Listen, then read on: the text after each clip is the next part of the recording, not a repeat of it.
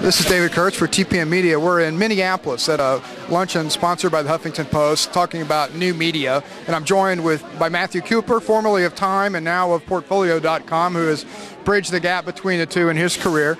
There was a lot of talk here about the vitriol on the web, and I'm curious to know if you see that as much of a problem and a hindrance to the development of the internet as a media source as so many of the panelists did here. I actually don't. You know, I saw a fair amount of it myself in the CIA leak case, actually from left and right. I actually don't. I mean, so what? So if a lot of people write, you know, so-and-so is a schmuck or so-and-so is... Sorry, can I say that on the internet? I guess so. You know, I mean, so in a way, so what? You know, I mean, it's only to those who are first shocked by the experience. And I know I was the first time I, you know, sort of read comment sections and things about me and stuff.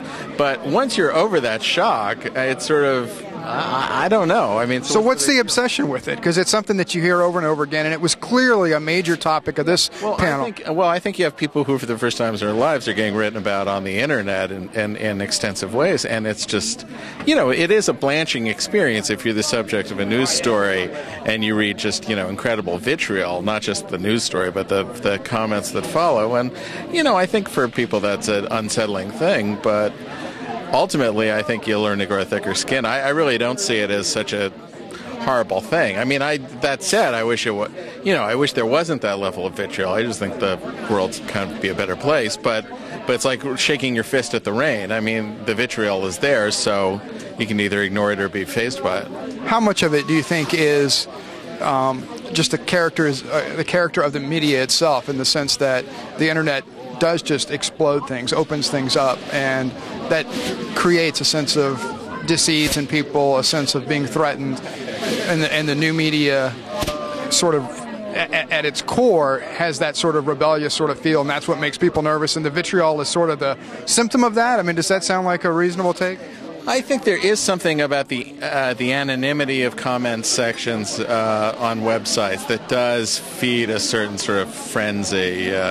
You know, and even on the ones that have a degree of, you know, editing like Huffington Post, it's still pretty, you know, pretty thick stuff at times. So I don't know if it's the nature of new media or just, you know, there's a kind of group. I mean, obviously with the very partisan sites, there's a certain kind of group think that goes along. So, you know, just a lot was the lack of real conservative reporting sites in the internet. That conservatives just haven't caught up. What do you attribute that to? I don't know. I mean, I think there was always a lack of, you know, before pre-internet, there was always a lot of conservative complaint about the liberal media, but there were very few efforts to start conservative newspapers and you know, set up a parallel universe. And I guess you're seeing some of that now. But I actually don't buy the assessment that the right is kind of moribund on the internet. I don't buy that. I mean, I look at Powerline Blog or Newsmax, or they all seem, you know, vibrant in their own way.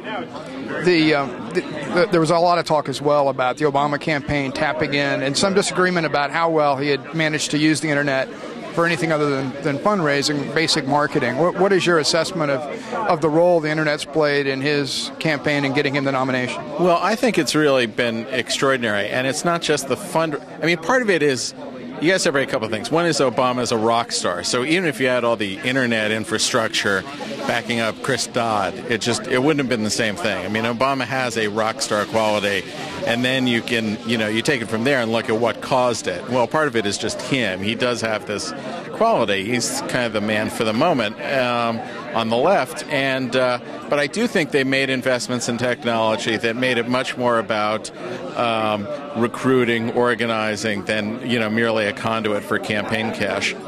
Great. We appreciate your time. Okay, thanks. David Kurtz, TPM Media with Matthew Cooper.